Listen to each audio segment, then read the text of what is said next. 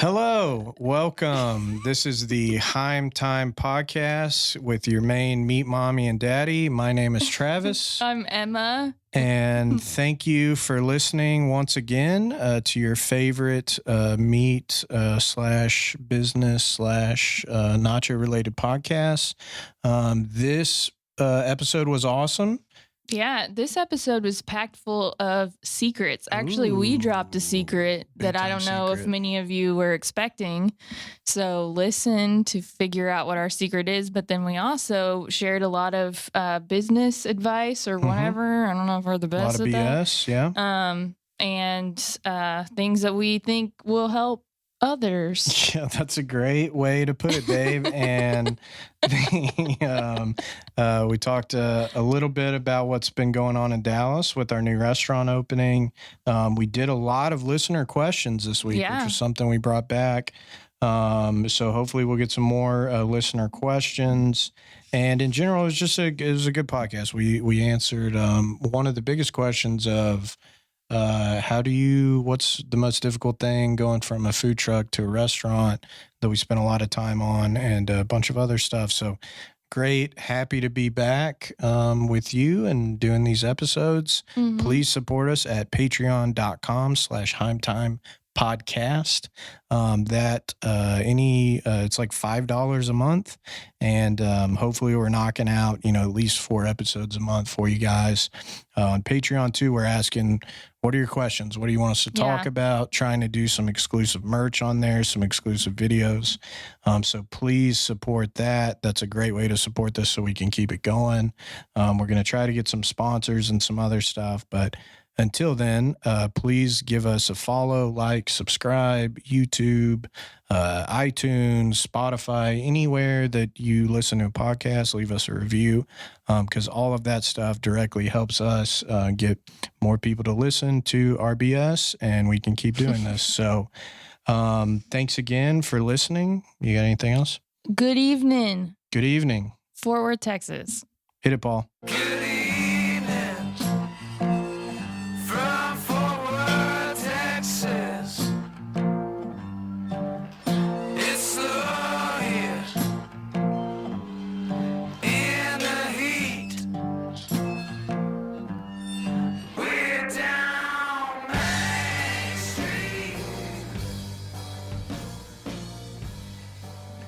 We're back. We're on Main Street. Not really. Welcome to your favorite meat-related podcast. My name is Travis Heim. I'm Emma Heim. And this is Heim Time Podcast. Thank you for listening. Welcome. We've had a little bit of a break because a lot going on in our personal lives. Right.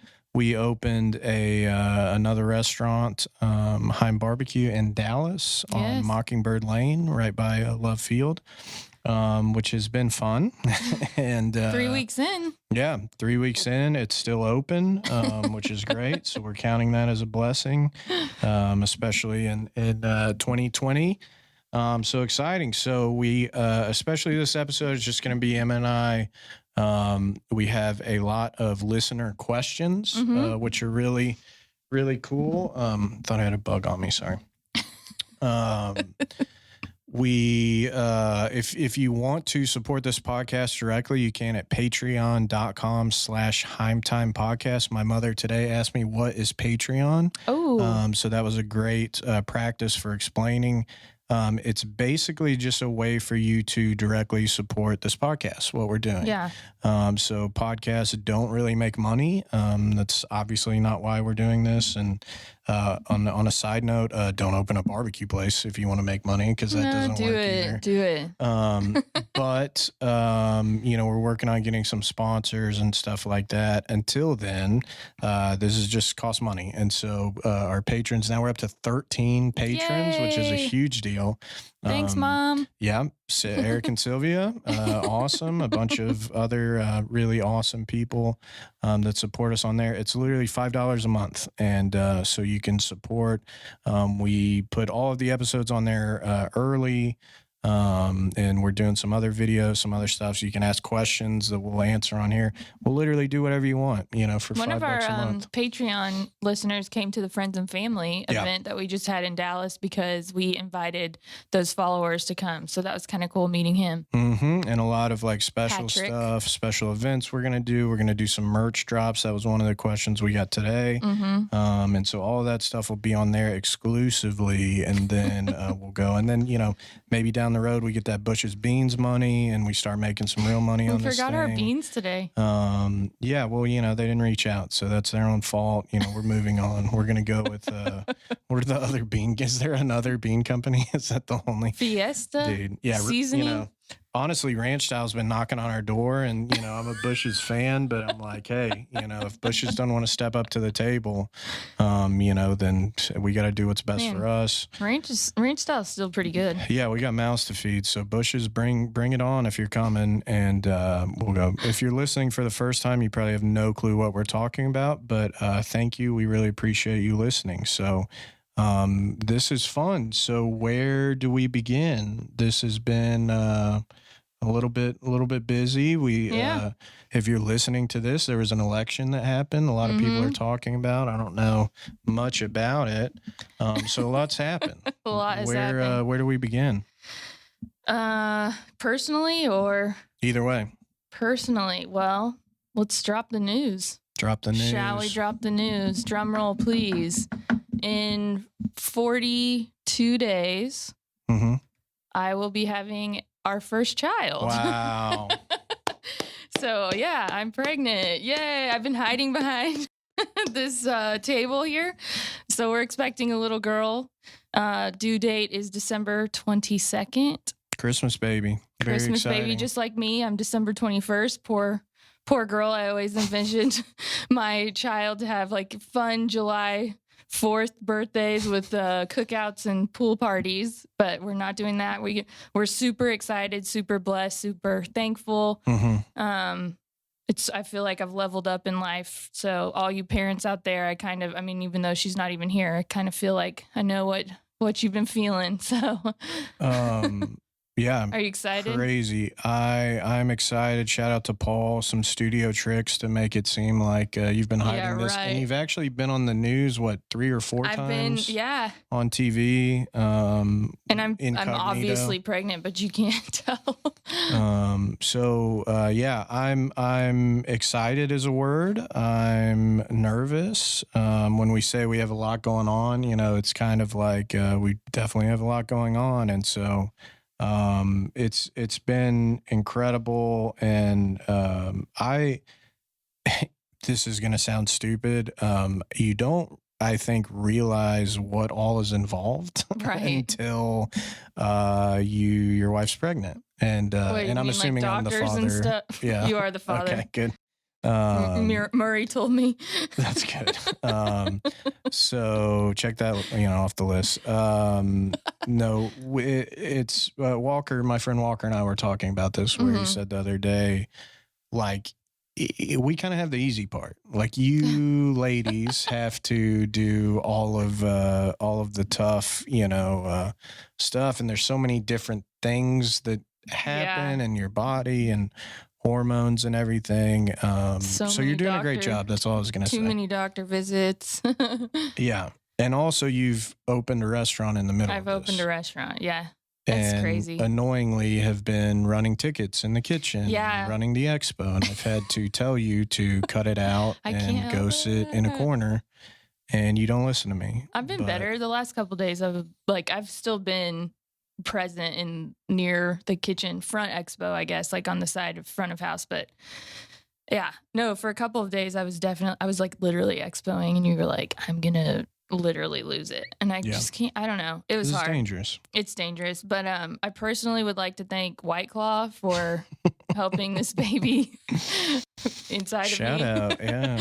And quarantining, and Joe T's margaritas. So a lethal combo. It beats any amount of birth control. I think there's probably something to that of like, we've never had time to just relax. Yeah, no, seriously. in quarantine, it's been really, a lot of people say this and it feels somewhat privileged, I would say, to say this, but I have heard a lot of friends that are like, I got to spend time with my kids. I've got to spend time with my wife. I've had time to, and I know a lot of people that's not the case, and a lot of people are really struggling, and everybody's struggling, but too, if there is any silver lining, I feel like that's great because you got knocked up and we had time it's like to. there's nothing you can change Yeah. in this situation. I can't like call Abbott and be like, hey bro, 25% isn't going to work for me.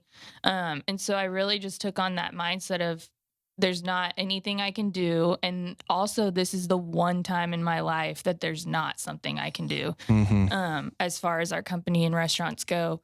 And so I think I was just like a peaceful time in my life, and I'm still kind of like that. I'm still super like zen for some reason, which is not how I am naturally or prior to getting pregnant. And so I think that had a lot to do with it. So and the White Claws. And a heavy amount of White Claw. If you want to sponsor us, No, let us know. I think it's awesome. I'm excited, and we know. Yeah, can't you tell? I'm excited, and I'm more worried about the parenting side of it. And I've even always said that too. You get into the what church are we going to go to? What school are we going to go to? Is our kid going to go to public school, private school? Or are we going to do this? Are we going to do that? Yeah. It's like, and then you realize that's so far away from even where we're at right now. Yeah. But it's just not even here. The stress of well, look, is you don't want like a shitty kid. That's a good I mean, point. like honestly, you want to like instill very good instill. Excuse me, pregnancy brain. Yeah, either way. Morals and beliefs and all of that stuff, and you also want to expose them to different beliefs and different ways of life and foods and all of these different things. But then it's like, but is this the best for my child? And or even also like, and I get this, because I think our parents were the same way, but just a protection thing of right. like, you're so concerned with and again, that's like so far down the road from where we're at, but I think maybe you're talking that's like natural. Teen years and stuff. Well, just everything. Just, I mean, and then now it's, one positive thing too is almost all of our friend group, the majority of our friend group has all had kids recently. And for the most part have all had girls. Yeah. It's super weird. So it's kind of a super cool side note too, that, that's cool, and who knows, who you'll be friends with years from now, but it's like exciting that our close friend group all, lives kind of close to each other and had that. And so too, you've been able to like ask, hey, is this normal? Is this normal? Whatever. Yeah. And then also Facebook group, or what's that thing you're in that you said has been positive? What to Expect, the app. You can join community groups. And so I joined December 2020 babies. And it's just so interesting. Obviously, I don't know the difference because I've never been pregnant before or expecting a child. But like pandemic baby versus like regular baby and like, oh, like I'm going on a baby moon to Tahiti and like that's obviously not an option or anything, baby mooning or traveling. And so it's kind of been interesting reading other people's experiences with the pandemic and quarantining while pregnant, and like a lot of judgment, I would think, not like from me or accepting any judgment, just like reading what people are doing and what is acceptable for them may not be acceptable for others during this time. And so it's been interesting, but I've learned a lot. I still know nothing. I still feel completely inadequate, but I'll figure it out.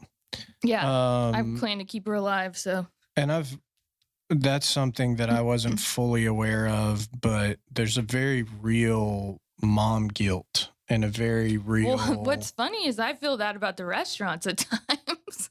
How so? Like if I'm not there, at like 8:30 a.m. or whatever, there's a sense of that. And I used to joke about that. Like, oh, must be what mom guilt is like. And then, yeah, mom guilt is a thing, and am I describing that right? Like it's I think it's like if you went to like happy hour and like left your kid with like grandma or a neighbor or something, like you feel like you should be there. Well, yeah, I mean, or didn't get wasted. I don't know. But I think it's just not being with your kid. You feel kind of bad.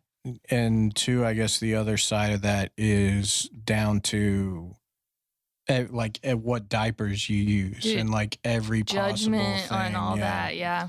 That's very interesting. And I guess all aspects of life are like that, but that's something that I didn't kind of understand. Letting anything like that roll off my shoulders at this point. Like any advice that I've gotten from my good friends are like, you know, literally a stroller is a stroller. It's a brand. They all do the same thing.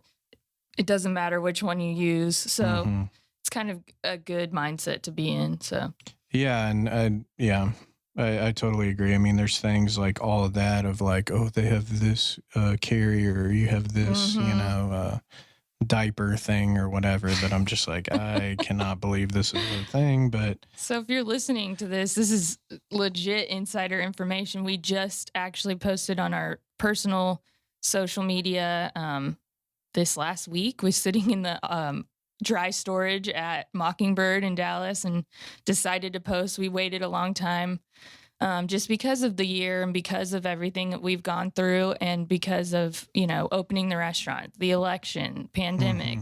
There's just a lot of different things. And so we made the conscious decision, which is to not post. But what's interesting is we got a lot of kickback from that, you know, from our friends, like why, not all of our friends, just some of our friends, like, why didn't you guys post and all of these different things. And, you know, our lives are clearly very open book. And this was a fun, sweet, wonderful thing that we were trying to keep to ourselves. And so now that it's out there, it's been really fun too. Like we had a small baby shower and, you know, it's really socially fun. Distanced, yeah, it's really fun and exciting to finally get to celebrate her, even though this year has felt pretty overwhelming and uncontrollable. This is something that's been super sweet for us. And I think, and I wanted to talk about that because, and two, just to clarify, not like people like, what is wrong with you, but just like it's, and there was even a family member that said something that was like, oh, I haven't been on Facebook, so that we haven't seen in a while. And they were like, I haven't been on Facebook, so I didn't know when they found out. Yeah, and we hadn't posted. But I thought to myself, that's such an interesting thing of like, so much of our lives, and you can put me down for saying that social media is the worst thing to happen to humans in the history of existence. I just want to be clear. And especially Facebook, Twitter, all of that.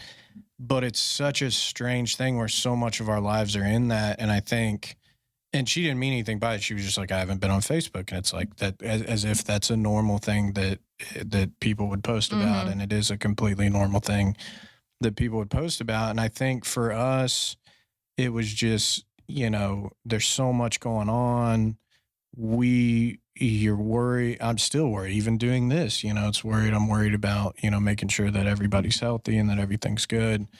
And you're concerned about that. And then, as you said, you know, we are nobody, but a lot of our lives are public and, you know, that's just how it is. And then sitting in front of a microphone every week and talking probably doesn't help that.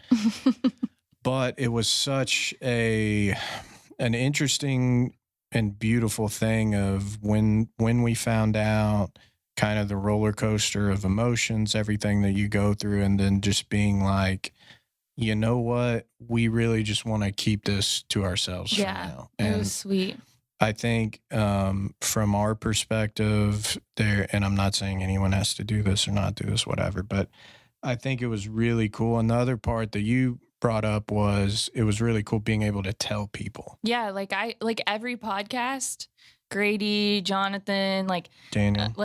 Daniel, I got to tell in person, and those are our friends, and so it was really fun to be able to just show them, they were like, what, you guys, super excited for us, and it's exciting for us to get to tell them. So, and it's awesome if you post on social media or whatever, and everybody, that's great. But I think that, all of our close friends, we told, obviously family, everybody, and you brought up a point one time of I don't need, someone from my middle school to know on Facebook, I know. or it's like, Love it's you just, guys, yeah, but well, nothing against it, but it's just like, it's such a special thing and there's so much involved with it. And then, everything that goes into, having a child, all of your emotions, everything that's just kind of crazy that, um, it's wild. And so, yeah, so that was a big moment when we posted on our social media, and it's like,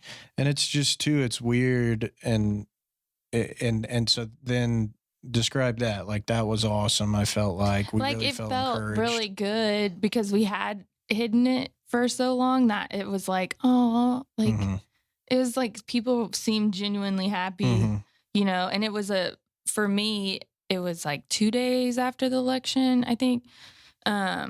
But for me, my main thing and what I hope for my daughter always is that she'll be like a light to the world. And there was so much dark and negativity and just people being rude that then it was like, hey, here's something cool. Here's like, this little girl that's going to come into the world and good news. Good news. And, people were so surprised. And so I don't know. It was super fun to keep it secret for so long. I almost went all the way. Like I almost was like, let's go all the way with it. But, we had the baby shower this past weekend and I wanted people to be able to post on their stories and stuff if they wanted to and not feel weird. And not that was a driving force in us posting, but I think it was good timing for us. Yeah, I agree. And everyone does their own thing too. So yeah. Oh, is Paul coming in here? Hello. There's been a small issue with a wasp in the studio, and it's just, he's about to kill a wasp. Boom. Nice. Got him. Not to interrupt, but Paul is working on a new studio. This is Paul, by the way. We've talked about you. Action. What's up? What is going on? And so Paul is working on a new studio that'll be ready pretty soon. Yeah, in a couple months. 2 to 3 weeks. Yeah. And it's going to be something that Fort Worth has never seen before. Okay, there you go. Yeah. There you have it. Love it. All right. Thanks, Paul. Exterminator. But for now, we're dealing with wasps. So that's how it is. Again, support that patreon.com/Heim podcast. And, it'll be good. But support that and our new baby. The new studio is going to be awesome. So shout out Paul and everything he's got going. And he's also killing wasps today. So we appreciate that. So it's crazy. We got a lot going on, but that is one bright spot to an otherwise crappy year. Yeah, it's been good. Super clear-minded, ready for anything. It feels like I'm not to that point where I want to I keep saying this, murder people in the pregnancy, where you're just in complete pain, but I'm getting there. But I've had an overall smooth time, no morning sicknesses, Now I'm just where the hips and back kind of hurt and stuff, but she's growing, she's measuring correctly, all that stuff that I don't really understand, but hopefully it's good. So we're doing good. Yeah. And I think too, it's been really funny. Apparently we're big in the pregnant community. There's been a lot of pregnant ladies and maybe it's just something we've noticed, but multiple times in the restaurant where you've been there and then there've been 4 or 5 pregnant and we chat about it and we're like, oh my gosh, and they're like, oh, I just came, especially Magnolia, it's like, oh, I just came from the doctor, over off 8th or whatever, and it's been kind of fun. We're like, where are you in your pregnancy? And yeah, and they like barbecue apparently. And they love barbecue. So that's been awesome. So that's big to announce it, and I think that's awesome. Surprise. And, hopefully people will be encouraged by that. And I think too, not to pity us or whatever, but I think too, we've talked about this before, maybe it was our first podcast, but again, to bring up social media and why I hate social media.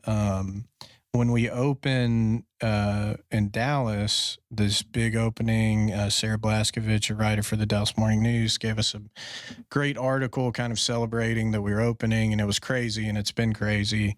That was paired with probably one of the worst days we've had on social media, where someone in particular in a dumb Facebook group was talking about like had a bad experience at a restaurant. Do you not remember this? Yeah. Oh, you're looking at me like you don't. Well, remember. It took a minute because bygones be bygones out the door. But I guess too, it's like, and a lot of people were like, Heim barbecue's awesome, and then some people are like, fuck him and Travis. Yeah. like we did something directly to them, and just how it is every now and again on social, people with their opinions, and it happens to everybody, and I get it. But I guess the reason I'm even talking about this, it annoyed me, but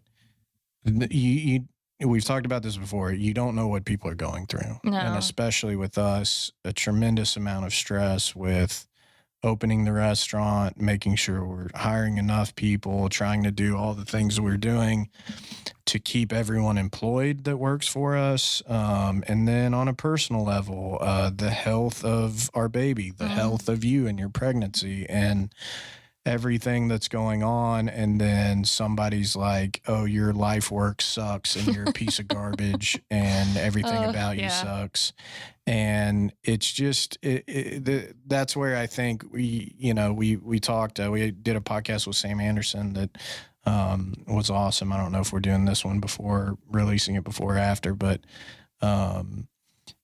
just talking about like, and I don't even know if we talked about this with him. I don't know why I'm bringing it up, but just how politically everything's been crazy. And you can't say one thing on Facebook or Twitter or anything without it somehow being drawn into an argument. Yeah. And even just like, I like this to eat pizza at this place. And people are like, that place sucks and you're an idiot. I know. It's very hurtful. This place is better. And to your point earlier of celebrating a child and everything is such a beautiful thing. It's like, you don't want to drag that into the mud of people thinking, that we sucks because their, fries were a little cold, or, that, somebody's political affiliation is, whatever. And so I guess all I'm saying is, and if you listen to this, then you're probably not an asshole. I think that's well documented. If you're a patron, you're probably a good person in general, but a lot of people aren't. And even we had a thing yesterday where it was Meat Fight, which Meat Fight's a great charity that we support. And Daniel Vaughn, they got food from our store in Dallas. He was on the podcast, and then he did this whole, he was raised money. They raised over $100,000 all online this year for Meat Fight. It's a charity that supports MS research, and specifically getting bikes and other kind of exercise equipment for people with MS so they can lead an active lifestyle that helps kind of curb some of the symptoms. I'm not a doctor, but it's an awesome charity and it's great. And so on his post on Twitter, somebody was like, not even anything, bad, but like Heim barbecue sucks or something, like something like that, right? On the post where our food was shown to support a charity Meat Fight. And it was a guy that I'd blocked already. So then that's why I was like, oh, let me see what this asshole said. And Daniel said like, yeah, F them, right? They're supporting an awesome charity. Like, you're a moron. And then thanks, Daniel. A couple other people wrote on it, and into it's just some psycho person that, I'm sure we've thrown out of our restaurant before. We've never done that. I've thrown people out. But anyway, then it was like, oh, well, I didn't know what Meat Fight was. So, so then he felt his comment dumb after that.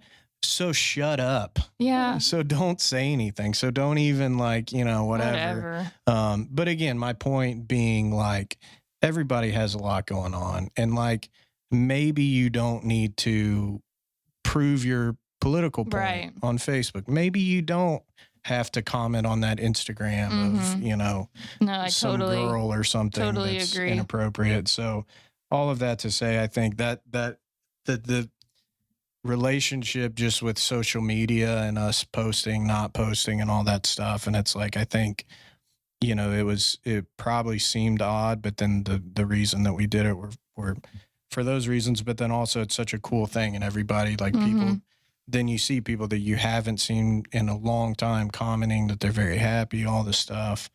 That was really rewarding. It was worth it. Yeah. I think it was worth it. But anyway, maybe just before you pull the trigger on your stupid opinion, think about what other people are going through, because you don't know what's going on with others. That goes for life in general, not just, on social media behind a keyboard. That goes like you're freaking walking through Target or whatever. Like, I know you can't smile exactly the way you want to behind a mask, but like, I don't know, just be nice in general, because you don't know what people are going through. And I know I always talk about empathy and whatnot in the restaurants, but that's such a good place to live your life. Just not knowing what other people are going through, but just being nice is huge these days, especially these days, because it's like people are at each other's necks, with the different political standpoints and whatnot. And I totally get that, but troubled times. Yeah, and these unprecedented times. It's the worst.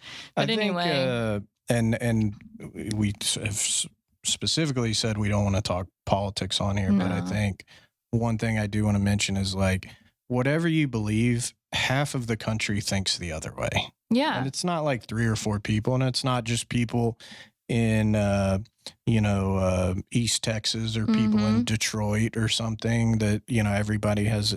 It's like people that that you love, that you work with may have different opinions. That's okay. It's not like we all have to think the exact same thing. And that's what makes humans human. We're all different. We all have different walks of life, and that's what in my opinion should make us stronger, bring us together, because we are different. It's cool to learn about different people and different cultures and all that, but it's a clear divide, and it's not been fun. I mean, it's just we've literally had talks about like the election, how that affects the restaurants, everything. It's that's why restaurants, not to toot our own horn, are freaking cool. Yeah, because they bring people together. It could be any type of cuisine. Ours in particular is barbecue, which in my opinion is, in your opinion, I know too, is the most communal. Sharing off a tray or whatever brings people together and makes you forget about those, crazy Facebook posts or CNN or whatever, Fox, and, makes you think about, hey, this bacon burn-in is pretty freaking good. Yeah, and I think we talked about that a little before, and I've talked about it just on my own a lot. I'm talking to myself now, like with other people, business stuff, but like there's a big thing with ghost kitchens and delivery only restaurants and all that. And I think that is a trend, and we'll probably see a lot of that. Yeah. But like the biggest thing that we've seen with now being 75% occupancy in restaurants, people love restaurants. Right. I mean, it's food, but like for us, like we always say, like number 1 is food quality. Number 2 is our hospitality. And so it's like, we want to serve great food, but we want more than anything for people to be happy, for them to enjoy their experience when they come. We don't always do that, every time. And that's just how it is.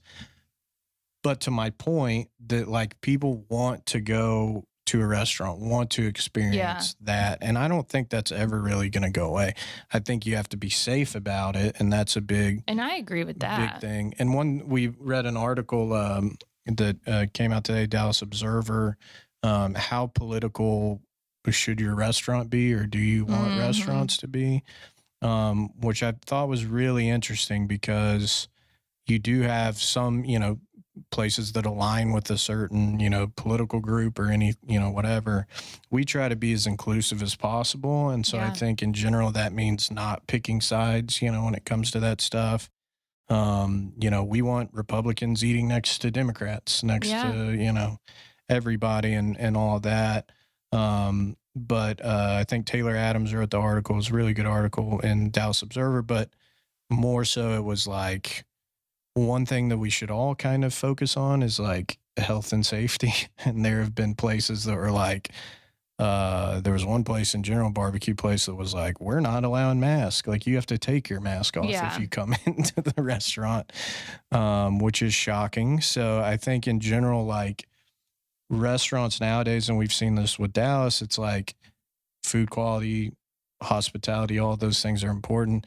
there's so much emphasis that also you have to put on just safety and just making sure that people are spread apart, making sure that tables are where they need to be. Sorry, I thought a wasp was on me. I'm like freaking out. It's a cord. No, I agree. But no, that's a huge part of like what we're doing now. And you always, food safety is always obviously important, but just like the other stuff of like the distancing and, you know, mask and all this stuff. Well, and also it's like policing now. Like you're policing people.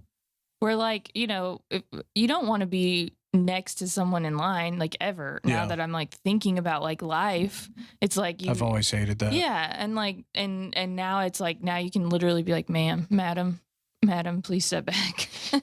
I mean, I've had before. I've told people like, you're in my personal space. Yeah, the other day I was like checking out at Target, and this lady, like, I just wish the cashier would have said something, like, because this one lady was just like so close to me in the line, but like. It's kind of acceptable now to be like, hey, do you mind? I could care less. Sorry. Yeah, now I'm like, I mean, I used to do that anyway when I felt like somebody was so close. So now it's interesting to me, though, that like people don't feel weird about being so close to a stranger. I don't know. I'm yawning now. This is the second podcast. All right. You were yawning earlier. Move. Thoughts on, or how's Dallas going? I don't know, man. It's great. I think you guys are shown up in Dallas. Yeah, line out the door every day. Every day. Breakfast tacos are a huge hit in Dallas. I'm sure our staff hates us for them, but you're getting paid. Somebody asked about breakfast items. We are working on some other stuff. Yeah, that's some collabs really and stuff. So we should have some more options. We're just kind of, you know, the whole process of opening a restaurant really is like baby steps, and we've gotten in trouble before of just trying to do too much and open too early and everything.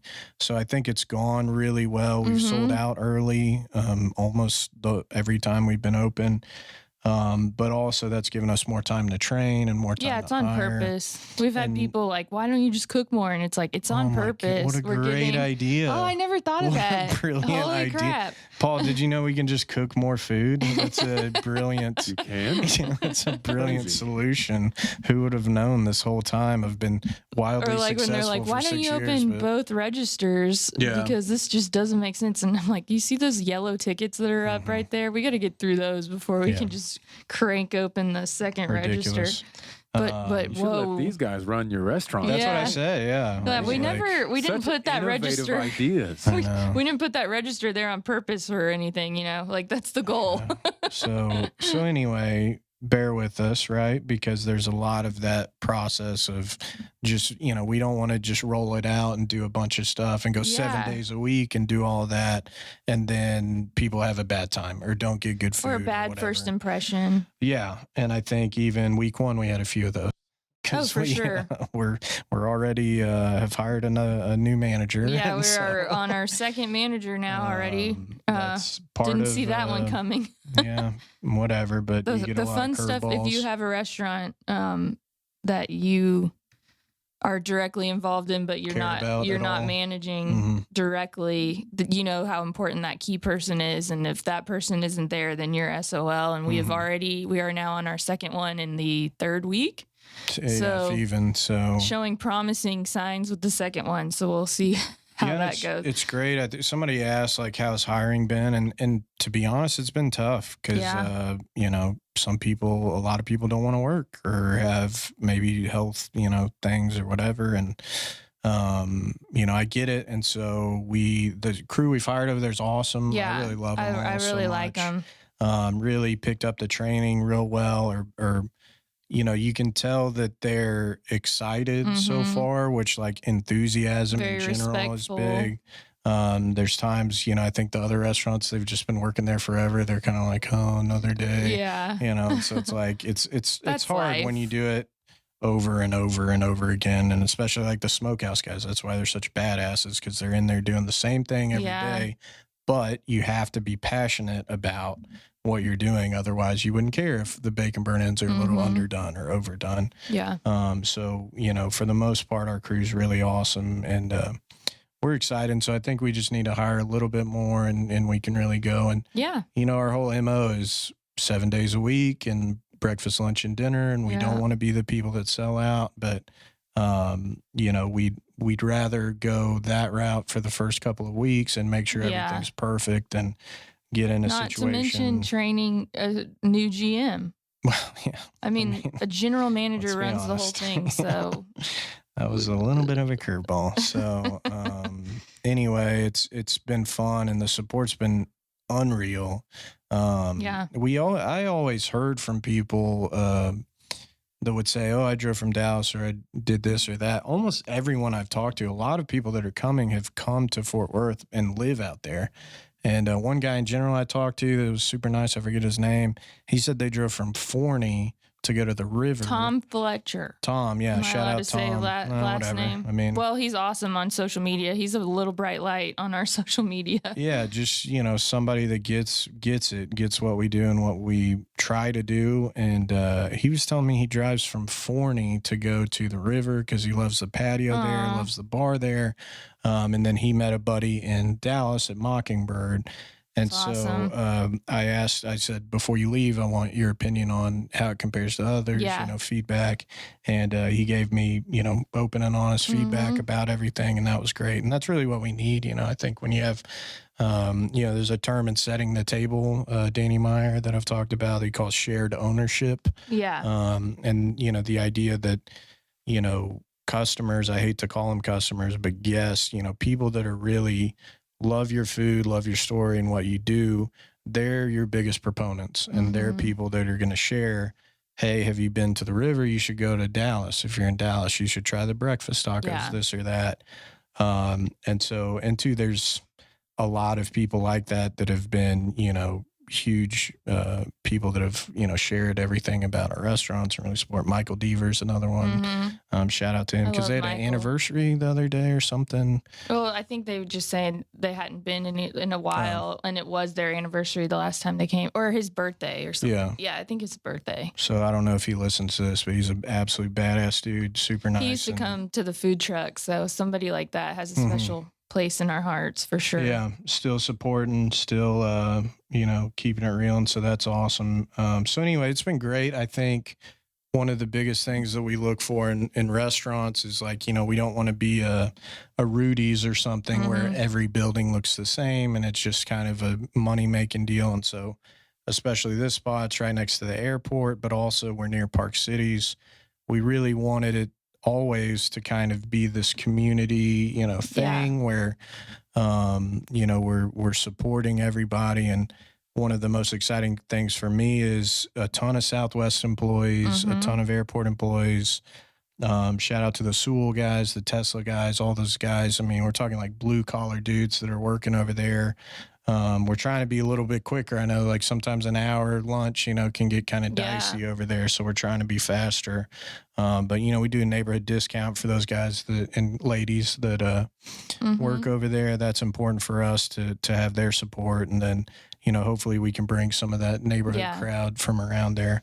But They've all of that, good. all that to say, it's been awesome. Yeah. And that building's really cool. And I think people have really supported it. So we're trying to do our part of making good food and service, and everybody making people smile. Everybody who's been empathetic and, knows we're working out the kinks still a little bit. I really appreciate that. Those of you who've given 1-star reviews on Google because we don't answer the phone, you can suck it, like whatever. It's, go somewhere else. But please go somewhere else. It's been awesome. It's been really good. There's, we're dancing around the subject, but we really had a crappy situation that kind of threw a curveball. Yeah, we're working through it, but you can't tell people that are waiting in line. They're like, I don't care. I have 30 minutes and I expect this food to be good. I had a conversation with the guy that we weren't there. We weren't present. This was the first week. This was he ordered food at 8:44 because I saw his ticket. So we closed at 9. And this was supposed to be like soft open training, which didn't really happen, but that's not the point. But he, we just really royally effed up, honestly. Yeah. And I'll own it. I obviously wasn't there. This would have never happened. But he reached out, sent a long email, and let me know what happened, and sent pictures of his receipt and everything. So I knew exactly what he had spent. But I told him I gave him my phone number. He called me. We hashed it out over the phone, and super sweet guy, and I get it. I get his frustration from the scenario that he was put in, his wife was put in. And it was just like an open and honest, like, dude, I'm just letting you know. And he was like, that makes sense. Like, and it was a, smooth conversation. And to be clear, it's not like he got stabbed or anything. It was just an unpleasant Yeah. situation for him. And something we felt could have been better in every way, from 100%. food and service and everything else. Yeah. But I saved that guest for Heim, and he's going to come back. Hopefully he'll give us another shot. Yeah. Yeah. And so anyway, it sometimes when you tell the guest like what is going on, there is definitely I could care less. You made my 5 minutes terrible. But there's also like, let me just break it down for you and help you understand. And I always talk about that as educational time, as sharing time. And he was super receptive and understood. And so he should be coming back. Well, let's hope. I mean, you never know. But I sent him a gift card to help use it. So at least you could use that, give it to a friend or something. No, he was super cool though. But you just take time. Yeah, it's just and I think we've talked about this before, but it's just there's no buffer. And a lot of time, and I've seen that in Fort Worth where places have opened and like the next day there are food critics there that are giving them reviews and doing stuff. And pre-COVID, I get that everyone wants to get the scoop. Everybody's like, anytime we do anything, I mean, there's stuff that we're working on now that it's like, if people found out about it, it would be a news story and all that. And you have to be like secretive, but in general, I think everyone's really trying. The biggest thing that I've seen from our staff, especially in Dallas, they're all working. They all want to get better. They all are, trying. The front of house staff has been awesome, super friendly. And, so, when you have a bad experience, if you have a bad experience with us or other people, let a manager know immediately. And like in our situation, that didn't help him because the manager could not have cared less. But, let the restaurant know, do whatever, because I guarantee you people want to, fix it and want, nobody's opening a restaurant just to be an asshole and make people mad. Like that's ridiculous. So, so that one situation, but then, we've had probably 2,000 positive ones. So it's, for sure. It's great. But again, just stuff we're dealing with. So it's all of that to say, I think it's been awesome. The support's been there. And then we really don't want to make this podcast just about our restaurants, even though a lot of people ask. But, we're working towards that, what you expect from the Fort Worth stores of being open, lunch and dinner. Now we have breakfast, having a killer bar with good cocktails, just a place you can come and hang out and drink, don't even have to eat barbecue. And I'd love to go 7 days a week there. I know that's always just kind of chaos, but, give us a little time and then I think we can get there. But any updates on, I think that was actually at least a listener's question, like updates on hours and stuff. If you follow our social media, I post like by the minute when we sell out at which location and whatnot. So we're working on getting our PARs up and all of that stuff, but we also are being cautious about it. But if you follow us on, I mean, I don't know if you're posting it on Twitter, but if you're following on Instagram, mainly which is jokes on Twitter, but if you follow us at Heim Barbecue Instagram, I post like by the second. So there you go. Okay, great. Moving on, and we're almost to an hour already. That was fast. What we talked about Patreon a little bit. Just love if you guys could support. That's been awesome on there. It is, I don't know when this is going to release, but it is Masters Week, which is big news for a golf guy like me in golf talk. Augusta National, which I will never be invited to play. Very exclusive, but who knows? Maybe one day. Yeah, maybe you never know. It's never know who's listening to this. Chance. Yeah. Bryson, if you want to come on the podcast, let us know. That'd DeChambeau.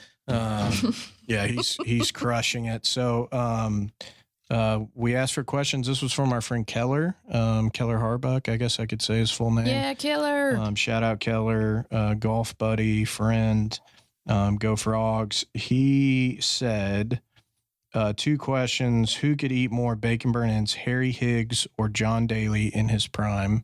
Harry Higgs is the larger gentleman. I know John Daly. Harry Higgs is the guy he was on the other days, a little bit bigger fella. Mm-hmm. Usually goes wide with no chest hair, wide collar. I think he's a member at Trinity Forest out in Dallas. SMU they talked guy. about how he doesn't button his polos. Right. I remember. Which was a strange thing for the Golf Channel to talk about. Hey, unprecedented times. This isn't even a question. John Daly, the stories I've heard are legendary. I mean, isn't he like smoking stuff like on the course with the crazy pants and the blonde hair? Yes, yellow hair. One of my favorite golfers of all time. Just absolutely incredible. There's a video the other day where he barefoot at some charity tournament made a hole-in-one, which was awesome. Oh yeah, he goes barefoot. And then he just does whatever he wants. And how come some people can do that in golf and then like other people they're like, you're out? Well, nobody's going to tell him what to do for one. And it's not like he was playing like Dallas National, let's be honest, it was probably like some other random, course. And but then like you go to Hawaii, you could play barefoot. They don't care there, So I think it just kind of depends on, whatever. There's some video with Donnie Nelson. Who but like you don't smoke on the course and stuff, do you? Yeah, people do that. Oh, okay. A lot of guys will do cigars. That's kind of a golf guy. Stogies. Golf guy deal. Yeah, nice little stogie. Guy stuff. Just dudes being dudes pretty much. And looking for cart girls. yeah, just living the dream. Where we play golf, they don't have cart girls. No. So you should be happy about that. Yeah. Oh, I don't care. You're a soon to be father.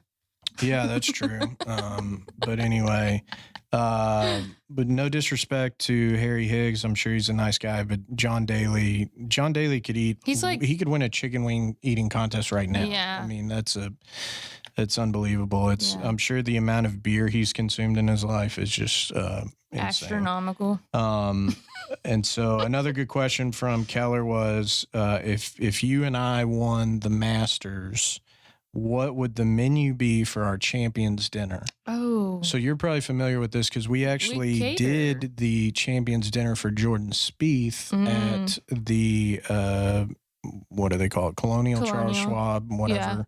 Invitational. And so we got to we did barbecue for his, which was awesome, really cool. 1 year.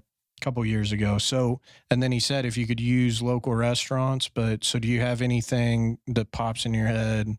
Because it's kind of like the big thing is like it's the for locals, right? Well, it's for all the champions. So it's for the members of Augusta National. Super cool. We did that. And then also, we did Colonial, but still, nothing against Colonial, but it's for all the past champions and their families, and I think the members. And if you're the champion, then you can basically dictate the menu that you want. So what would you do? Do you have any specifics for some bomb steak, I guess. From where though? Local dishes. Well, that's not really. Who cares? You can get a steak anywhere. I know. It's like what represents you. Pasta. Okay. It's not about the pasta. Okay. It is about the pasta. It's always about the pasta. I don't know from where, though. No Natata, maybe? Yeah, or Bella. Okay, Bella. I love Bella. Yeah. I don't know. Don't ask me this kind of stuff. I'm a follower, not a leader. Okay. I think I would have to go. I was thinking Joe T's nachos for a starter, right? Yeah. Just the big cheese disc with jalapeno. Uh-huh. But then I think for the main course, I would do chicken fried steak. I was literally going to say No, you were you going to. weren't. Yes, I was. No, you I was weren't. going to say, you're going to say Lucille's chicken fried steak. Yeah. Which I could eat right now. Sounds delicious. I know. We've been talking about food for hours. Okay. I think I'd have to go Lucille's chicken fried steak. Yeah, that'd be awesome. Because that's Fort Worth, represents me. 2, competitive advantage. If everyone's eating chicken fried steak, maybe it slows them down a little bit. You go out there on the course. What dessert? What dessert? Black Forest cake. Black Forest cake. Boom. Yeah, you'd have to. Shout out Swiss pastry. Okay, you had time to think about that. Yeah, well, I thought all of that up right now, but I think, Fort Worth, that's a very Fort Worth focused. I could do those like deal. Riata tamales. Ooh, maybe for an app. An app. Yeah. Those would be good.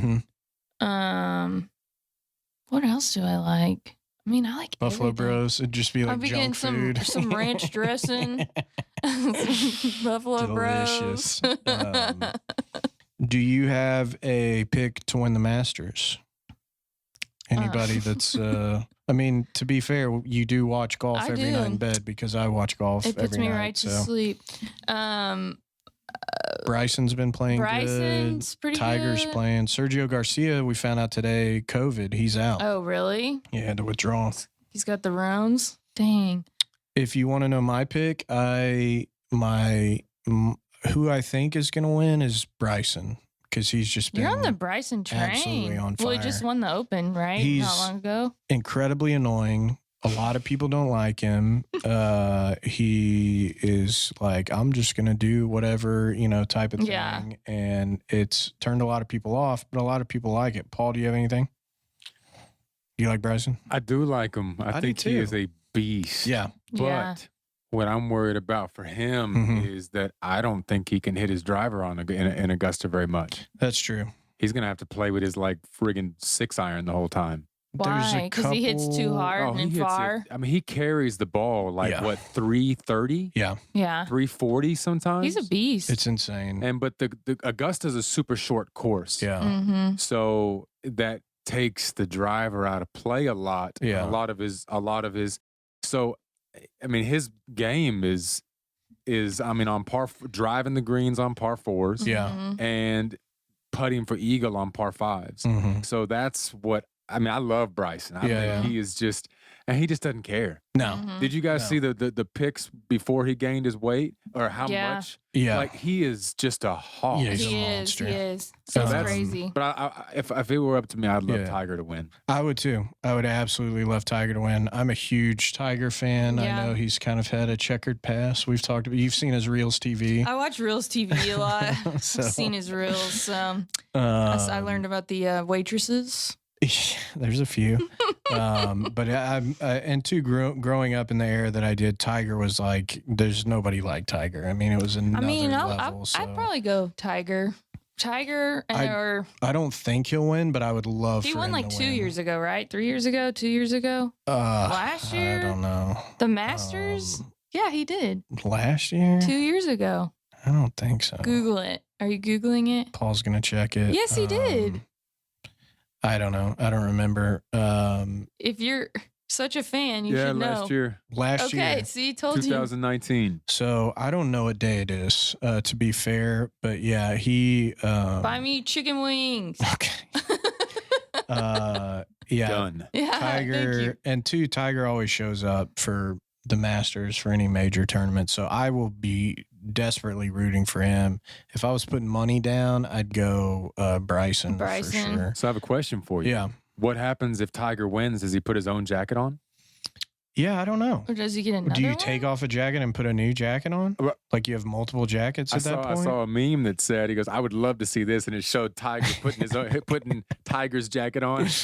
Yeah. Like Tiger's Tiger jacket? behind Tiger. That's awesome. Oh, nice. Because if he wins 2 years in a row, Yeah. then because the previous winner is supposed to pass down the jacket. Right. Oh, I saw a that'll be meme boss if he that was, does. and this is a very golf specific joke, but it was a meme of the only way 2020 could get worse, and it was Patrick Reed winning the Masters. No, I know who So, that is. You're not a big fan. No, I don't like that guy. I'm gonna say, and this is a wild pick. I'd go Bryson, and then my sleeper pick, Jordan Spieth.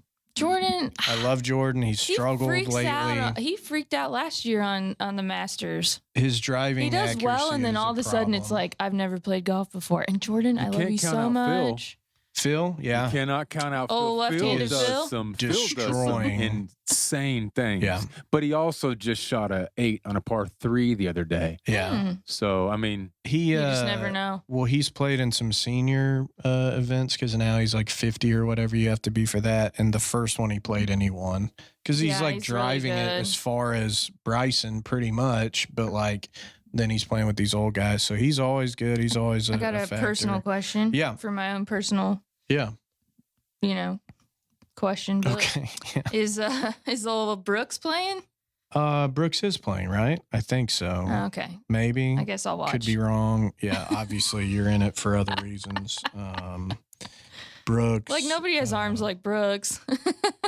Yeah, Brooks, as far as like wives and girlfriends go, his girlfriend's No, we're pretty not talking hot. about Oh, I thought that's what we were talking about. And then Paulina Gretzky, Dustin Johnson. Dustin Johnson's been playing He's been good good. too. Yeah, so you never know. You never know what he's gonna do. So yeah, we'll see. I just know I'm really excited about it. I'm supposed to play golf Thursday, unless just shit hits the fan, which has happened a lot recently. So that hopefully going will Tiger. be fun. And then you're going Tiger. I'm going Tiger. Okay, Tiger, Bryson for me. You think Tiger will win, or you just want him to win? I want him to win so Okay. bad. Yeah, Yeah, that'd be pretty cool. I do. that would be awesome. So anyway, great questions. Let's go to listener questions. Do you think knock some of these out? Okay. Not that many great questions this week, let's be Yeah, honest. But we're kind of like last minute. So anyway, Matt, Texas Ag, 1997. Loved every episode so far. Keep up the great work. Really appreciate that, Matt. I thought that was super Thank nice. you, Matt. So not really a question, but and then this is another one. G. Gilbert, not a question, just a comment. Y'all killed it on picking the White Settlement Road location, River District location. Thank you. Because that was scary. It took 2 years of construction, and we also probably were in way earlier Yeah. than everything, but they're developing Crystal Springs across Yeah. the street. There's a bunch of apartments that have come in. Salsa Lamone's right up the road. Let Us Mhm. Cook, another good place. We've opened like a wine bar Yeah. recently. A ton of stuff over there. The River District in West Fort Worth. It's really awesome spot that I think now finally people are knowing Right. about, and that place is getting more attention. Huge patio outside, beer garden. 24 taps. And then if this is the same G. Gilbert, great job with the Cowboys. Good job this week. You played really well. I'm sure it's the same guy. I bet he's a listener. J _ Oxley 94. If you could eat one thing for the rest of your life, what would it be? One thing. And I have no idea the parameters by that, but one single thing for the rest of your life. Man, I just love so many things. Artichokes. That's it? Just artichokes? I love artichokes. Okay. And this is pregnant Emma, so From a practical standpoint, I was going to Steamed say artichoke. salad. If I'm just looking at this very analytically. at me. No, I mean in order to survive. Oh, no. Okay. We so don't I'm need to I'm thinking of survive. that wrong. The rest of your life though, because otherwise you'll just die if you eat artichokes all day. I'm looking Well, at it I'm wrong. thinking Oreos then. Let's say fudge boys. The fudge boys with the white fudge Dude, covering them. Fudge boys. Whoever invented the fudge covered Oreo is a genius. I I'm just eating wanna one of say those that. later. Yeah, I had one last night You did? after dinner. Dirt Yeah, it and was delicious. little snake. Well, I'll just have one, I just a didn't little know. taste. Yeah. Okay. And then did Sylvia get us those or? Sills, yeah. That's As I used to give them out every year for my birthday. I remember, I think Grandmommy bought them when I was a kid when they first came out, and I was like, "What fudge covered Oreos? white That's fudge. insane! White fudge. White fudge is legit." What would you eat for the rest of your life? Salad? So if I'm not thinking practically, because that's obviously not what I would want to eat, I would probably go pizza. Because if we're speaking generalities, then I think I pizza. think that's good. The close second would be burger. Because too, you could do multiple types of pizza, multiple types of burger, different toppings. I feel like there would be some level of, change with that, and whereas you just picked artichokes. So. Man, I suck. Okay, no. Okay, I'm gonna go with Oreos. It's over. I'm going with Oreos. Yeah, that Doug Jones, winner of the tie-dye hats, dropping. We are going to do a merch drop soon for Heim Time on our Patreon. So it's going to be exclusive just for Patreon patrons first. And maybe we'll open it up for other people. Who knows? Smoking Man 2, smoked turkey versus smoked ham. Okay, first of all, ham can leave. It's not even in this question. I'll let you finish. Is that it? Yeah. You could not be more wrong. What are you talking about? Delicious smoked ham, glazed ham. I don't like that sugary stuff. I like some robust smoked turkey. No, I couldn't disagree more. No, man. Turkey's dry all the time. Doesn't matter what you do to it. If you brine it, perfect bite for Thanksgiving is like a little mashed potatoes, a little bit of the stuffing. You get a little gravy, and then to top it off, you get a little bit of the cranberries out of the can, and then turkey. I'm with you on that. Boom. I'm with you on that, but I gotta go ham. Because too, like, we're having both this year, but of course we are. And by the way, you can buy turkey or ham. www.heimbbq.com/pre-order. Literally scroll buy all the way down. A whole package, all the sides, everything, nothing. You just got to put it in your oven. It's super easy. We sold a ton last year. I got to go ham, and I'll bring up a point. We had some ham at our friend Walker and Allie's house last year, and it was served with a delicious mustard, and it was so good that I probably bought 8 different mustards trying to figure out the mustard that they had. And I could have just texted them, but I'm annoying, so I was like, I don't want to be like, hey, remember when we were at your house a month ago? What was that mustard you had? They had those delicious pickles with it. That's what I'm saying. So that with like maybe but you can Hawaiian have that roll. Anytime. Exactly. No, Turks and Caicos. I disagree. Even a fried turkey's pretty good too, like a Cajun style turkey. That's a good question. Smoking Man too. That guy's always on Twitter asking questions. Appreciate you listening. Holster KW, did the bacon burn-ins used to be smaller? He knows the answer to this because he's our buddy who's come to the food truck. And that is a good question. We used to actually, when we were in the food truck, Rowdy and I would trim the meat like right before we would put it on the smoker. So a lot of times it was us just hastily hungover trimming as fast as we could, throwing it in there. And this is probably seems obvious to anyone who's cooked before. The smaller they are, the quicker that you can cook them. Right. So a lot of times we would cut them a little bit smaller if depending on timing and when Rowdy showed up and all that. Now we purposely it's a bigger chunk too, because the cooking process, we've changed a little bit. It's a little bit longer. The rub's the same. The technique is the same, all that stuff. But they're a little bit bigger. There's more, into rendering the fat and getting that bark the way we want. So too, for the legit OGs that came since the food truck, you've probably seen how it's changed a little bit over time. But we obviously think for the better, with everything. So, right.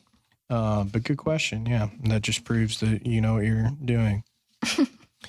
Anything? I wanted to answer Blake's. This is probably going to take a minute to answer, but I like Blake. Blake Stoker, is that how you say his name? I think so. He's got a place out in Tennessee. I don't know him, but he seems like a super nice guy. Yeah, he does. On Facebook, a lot of these barbecue guys, befriend each other on Facebook and Instagram and stuff. And so you see kind of what's going on. And as much as I despise all Facebook groups and social media in general, it is cool to see there's some pitmaster group thing that we're in. And it's cool to see, especially his story, and a lot of guys like this where like how we started out, and he started, and he's just a guy that loves food barbecue. Trucking right now. He's a guy that loves barbecue. You can tell he's passionate, and he just wants to learn and get better, and has made a bunch of friends. He said all the time I see him at other places kind of cooking and stuff. Super nice guy. So shout out Blake's. His thing is Blake's _BBQ. Give him a follow.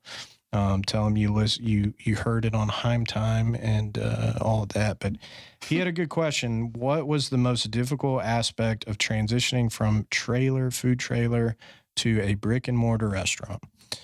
Do you have an hour and a half to answer this? I was going to say, how many, what, are we supposed to pick the one hardest thing or, the most difficult aspect? He's asking this because I feel it. He's got some passion. He's got some desires to maybe move out of a trailer one day and open a brick and mortar. Well, I think he has a plan. Yeah. I mean, I think he's doing good. I mean, I don't want to, think, I don't know his business or whatever, but it seems like food's really good. And I think he's it looks doing awesome. Well so the possibility is there. The passion is there. So, dude, I want to say the easy question or the easy answer, which is people and hiring and, front of house and going from, like when we did it, it was you and I and one other guy. Like I said in one of the other one of the other podcasts is like, I feel like you have to imprint your soul and your passion on someone else that's not you. And you have to do it like 30 times for your staff. But the other answer is like going from a food truck where let's say you're cooking 9 briskets or something, and then you have to up it to getting through the lunch rush. Maybe you're trying to get through the dinner rush and knowing how much to cook without wasting that like precious meat and your time and your effort and cooking. That's another hard part of it is just knowing like what you're going to do on the daily basis as far as the cooking goes. But adding people to your dream and to your like idea of running a restaurant and then they like mess it up because they're human is super annoying. And so I would say that is like one of the hardest things is to like how you roll with that, because there is always going to be that aspect of like having staff and having people work for you. That's probably for me the hardest part, training and all of that. This is a question we've been asked a lot. And so I've thought about it a lot. And I think for me, we've talked about, and then we talked about this other day even with Dallas and now how our roles have changed and everything. Mm-hmm. I think in general, to generalize it, what was the most difficult aspect is letting go. Yeah. And like you said, for us with the food truck, if we didn't do it, it didn't get done. Yeah. There's no way around, like taxes. And I talk to people, interview people, and they're like, yeah, they don't pay payroll taxes at this place, or they don't do this or that. And so it's like, there's so much even that goes into, food truck and just a business of all of that stuff. So you were doing all of those things, all of that behind the scenes, accounting. Yeah, we only had one employee, but like technically you have to pay yourself. You're paying yourself, yeah. And really we were like any dollar we got went into the business, and then we just take out our water bill, our light bill. But all of that stuff, all of the things unrelated to just like serving food and everything that goes into that. You're doing all of that. We were working 100 hours a week, even though we're open like 3 days a week back then. I'm cooking 4 days a week, basically. Then we would do caterings. You would do other stuff. I mean, we couldn't even get a delivery from a meat company or anything. We had to so small. Go in our 99 Honda Civic and load it up. And then eventually we had a Honda Odyssey we borrowed that from your still brother. Going. That's insane. This is a death trap. But we would load that down with meat and all this. So there's so much involved.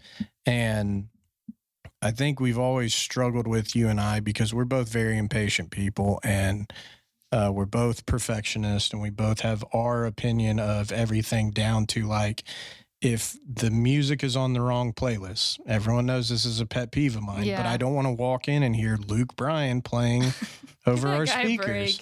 No offense to Luke Bryan, but it's like, we don't want just like weird goat rope or mute, I mean, there's so much to it. But that goes to the like getting people to do what you want to do. Right.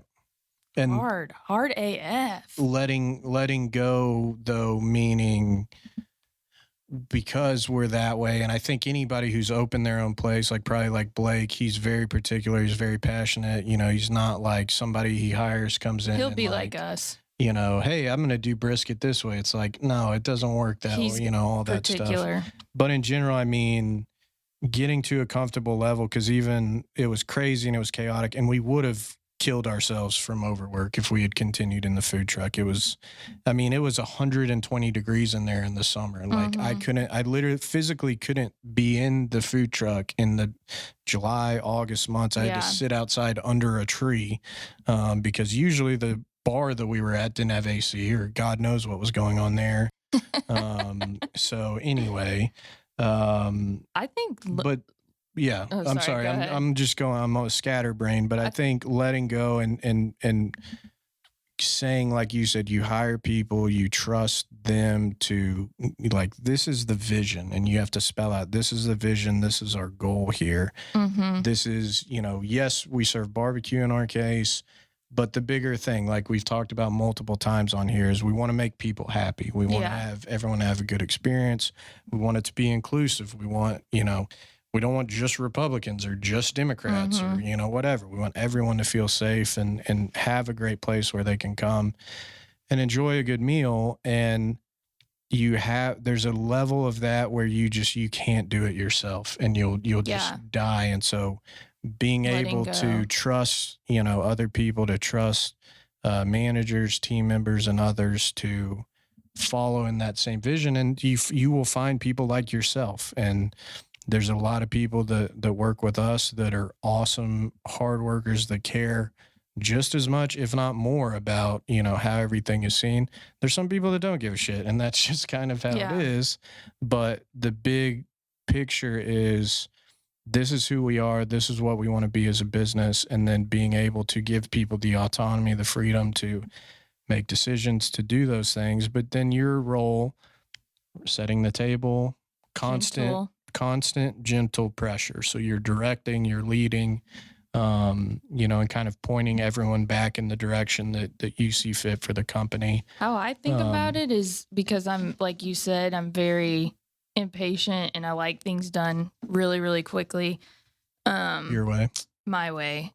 What I've really had to like work on myself is that there could be, which is difficult for me to say, different routes to the same conclusion. Yeah. There's like a framework, and I think about this a lot. There's a framework, and as long as like Travis and I are setting the framework for our staff and for our leadership team of this is our standards, as long as you operate within that framework, there are different routes to the same solution. Right. And it may not be the same route or the same, you know, direction that I would have gone, but it could still lead to the same great outcome that I would have gotten to if I had done it myself. So that's a good point. Letting go. Right. That's another form of letting go for me, at least, is that it's kind of cool too, to be able to see that, like, you know, maybe I didn't walk them through step by step on how to get there, but because we set that framework and that guideline, they're able to do it too. So, and it starts with like our core values. We have a very specific, we call it stripes, right? It's our 6 or however many letters that is, 7 values. When we hire, how we want everyone to, you know, so it's like, as long as you're in that framework, making decisions, all those things, the goal at the end of the day is to make people happy, right? Right. And to create a workplace where people want. And again, there's no easy way of answering this question, but I think, like, I really try not to comment in that Facebook group as much as I can, but I did the other day about something, and there was a guy, and he was just, and whatever. The point was, he was cutting, he still cuts the meat every day at their restaurant, every single day. And they're a bigger place or whatever, and nothing against it. But it's like, my point and why this was difficult, we would not be successful if I was in the smokehouse every day and then cutting the meat every day, and you were the cashier every day, and everything else was not being done. And I think that was the biggest thing from a transition from the food truck to the restaurant to now what we're doing now, you just can't do it. And I guess maybe you can do it if you keep it small enough. Well, and yeah, all it just that. depends what your goal is for your company, because there are people, and I think it's great that they want to like they like the food truck life and staying in that realm. I don't think anybody likes that. You don't think anybody I wants? could be wrong. I'm People just saying. buy food trucks and like them. I know, but it's just, I guess my point is, But there's like, not there. What I'm trying to say is there's a huge difference between us and someone that's like, I enjoy just like, I want to cut the brisket every day. I like to do that every day, and that's Right. good. And we had to do it for a time to get to where we were trying to go, I guess, with the restaurants and everything. But like, some people don't want to do what we've done. Right. Some people want to be like. To be clear, though, I'm Food talking truck. about being successful. So it's Yeah. like the No, point is yeah, like, yeah, if yeah. you want to like pay your bills and stuff, if you want to just have a barbecue place Or a and life. get Texas Monthly and all those things, you could do whatever the hell you want, do Yeah. everything for all I care.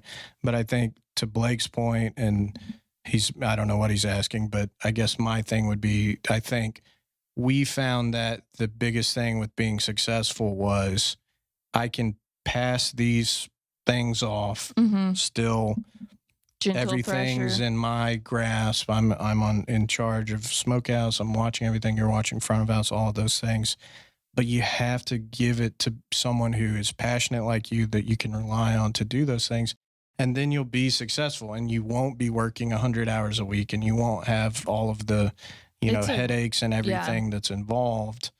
And that is a very, very difficult, like that took us probably 2 years to get to. I mean, even just being like, our business partners who are investors on Magnolia and the River, giving a suggestion, and we're like, we're not going to do that, and it's not even something, you may have something to do with the bar or some like menu item or whatever, but you get so caught up in the, this is who we are and this is my thing. And if I don't, I have to be able to control it and do everything. And again, I guess my answer to his thing is just getting comfortable with that. Why are we here? We're not here for my ego. We're not here so that, I can win an award. We're here for our customers. Yeah. And being able to pass those things on and to let go a little bit, knowing that you got people in place who can handle it and who can do what you need.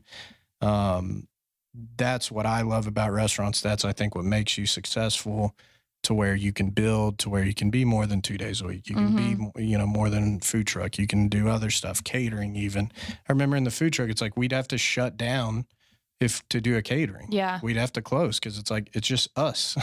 And then how many people did you turn away because they're, you're like, we can't do that, or, whatever. So there's so much involved with that trailer to brick and mortar, and especially with barbecue, and everybody's a critic. Everybody has their own idea of what a barbecue place should be. The other thing too, I messaged that Calicious, that's probably not how you say it, Calicious Birria taco place. I forget the girl who does that, but I was just like, you guys are kicking ass, keep it going, because we've been in that where, situation, they're, super long lines, and she's like, hey, like commenting because people are being jerks. For the most part, it's everybody's like, this place is freaking awesome and it looks awesome. If I'm ever over there, I want to try it.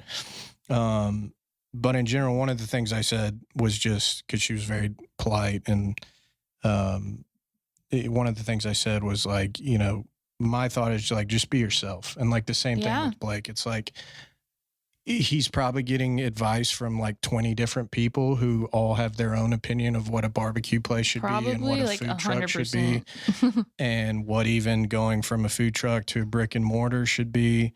And everybody has their own opinion. Like you said, some places, want to be this way, want to be that way.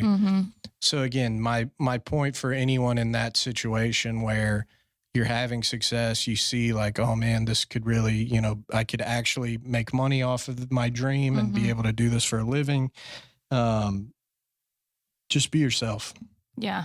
And just be true to you. And like, why did you get into it in the first place? And Why remember did you that. want to open a food truck? And that, I think, has to be sort of the core, of your decisions moving forward. And people are going to try to take advantage of you, not even in a, like negative way, but I just mean like when you're successful, people throw money at you and be like this or that, and all this stuff. And we've seen how some places, get tied into a lease, or get tied into, some sort of thing. And then it feels like, and I've talked to people like this where they're like, it ended up not being what I wanted or what my dream was.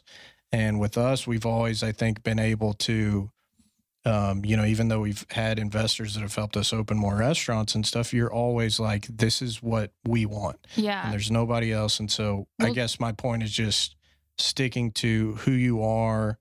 And as long as you're true to yourself and you're doing what you think is right, then you're going to be successful. And I mean, I say this a lot, but I go with my gut on a lot of things. And people are like, well, how'd you do that? What?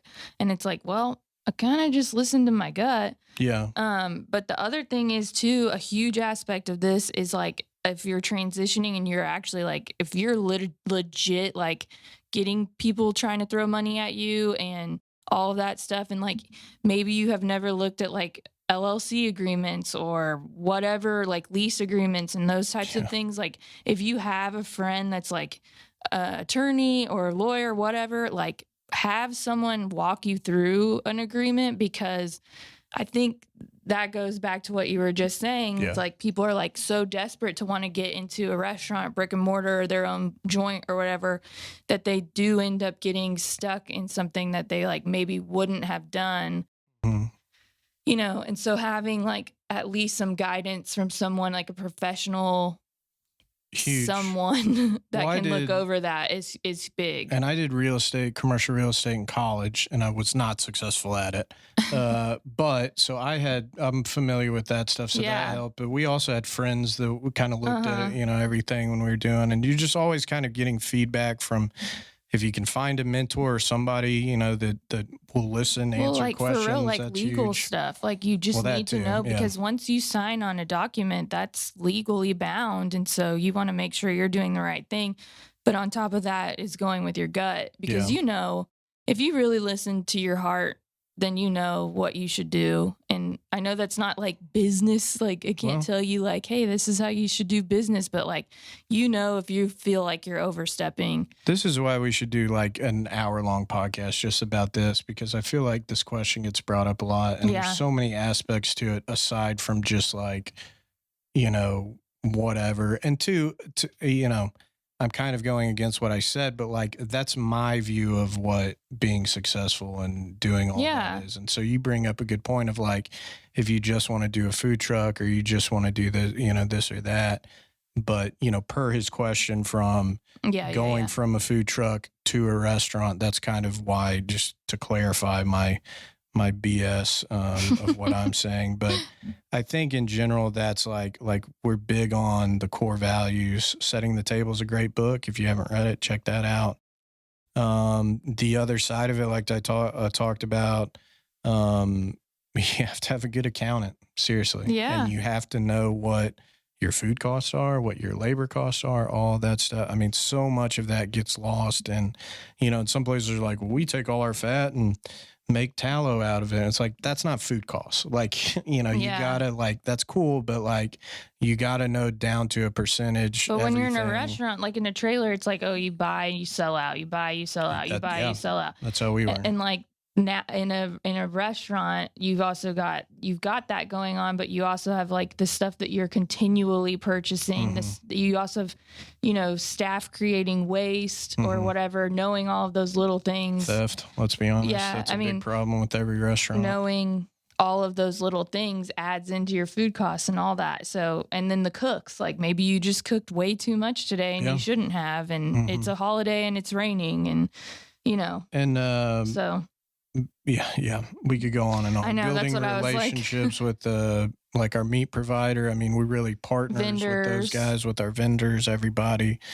Shoot me a message. I was going to say, Blake, if this is where you're at, let us know and we can go into more detail with you too. Philosophically, though, I think a lot of people are in this position and they're like, should I grow? Should I not grow? What should I do? And in general, I think you are the gut person. I am the analytical data person. And that's almost to a fault with me. but I think we make a good pair because then we look at situations. And one thing, it was some book I read or something, was don't be afraid to say no. Mm-hmm. And we've had 1,000 opportunities, would you say, of do this or do this, partner with this bar, do, open here, do this concept, do that concept, where one, if the data doesn't make sense, is it going to make money? Can we do we even have the staff to do this, all that stuff? And then from you, like, does this matter? Can we be a part of a community? Can we have any lasting thing other than just like, oh, we could make money over here and make some real estate developers happy who don't give a shit about you or your restaurant? Just to be clear, I've never met one that does. They're just looking at it from a numbers perspective. So all of that to say, I think making sure, whether it's gut, with data and all that stuff, but like, don't jump into anything. And you've seen that where guys jump into a food truck or jump into, this restaurant space. It's in a bad location. It's in this, it doesn't work out. So if you have a good following, if you're doing a great product, all of those things, you're going to get an opportunity, and my throat's killing me. You're going to get an opportunity, and you can be selective and say, okay, yeah, like, for him, maybe, I could open this place in like a month because this real estate developer wants to cut me a deal and do all this stuff like we've seen. Or maybe I just save up my money and I do it in 2 years, or I find my own spot, or I buy my own spot instead of trying to lease a spot. So there's a lot to it. But again, I think to circle back around, it goes to your gut and knowing your who heart, you are, what are your values, what do you care about, what, we have written out 3-year, 5-year, 10-year goals that are very specific, that are written out of personally, and then also for the business, what we want. And for me, because I'm a psycho, that I love looking back at the 3-year goals and the 5-year goals that I've set, and we've knocked out a bunch of those, and we're planning on going and doing the rest. But as much as you can kind of focus that and think, okay, big picture, what's the best case scenario? Plan for success. And then also, if something happens and you're unsuccessful, everybody fails. Any great story of somebody, Steve Jobs or whatever, all that stuff, it's like failure leads to, whatever. So at the end of the day, if you're passionate, you care about what you're doing, trust your gut, you'll be able to do it, in my opinion. Yeah. And people see that. People see a guy like Blake and see other people like him that are like, that guy really gives a shit about what he's doing. That was us. Yeah. So, that Kalishins, hate that I'm probably not pronouncing that right, but they're killing it. And I think, she's working on another food truck. She's working on maybe, moving to something bigger. And so that's awesome. And if you're good to people, they're going to support you. Yeah. Which is what we've seen in our community. It's the love is there, and as long as you're good to them. So, yeah. So that doesn't really answer anything, but, that was a long answer, Blake. Yeah. And we just need to do a podcast where we can kind of give our dumb advice on that in particular. But we didn't talk about F1. We didn't talk about a bunch of other stuff. So we'll have to save that for next time. Yeah. But that was good, though. We shared our surprise, our baby news. Yeah. Crazy. So we got probably another month or so, and then we may have to take a little break with the podcast. Actually, Paul said he was going to come to the delivery room and do a podcast. Yeah, we'll be live streaming. Okay. Live streaming. I'll bring my my son to hold the blur. Yeah. There we go. Yeah. See, so like we'll keep going. Wrap or something to make it kind of opaque-ish. Yeah.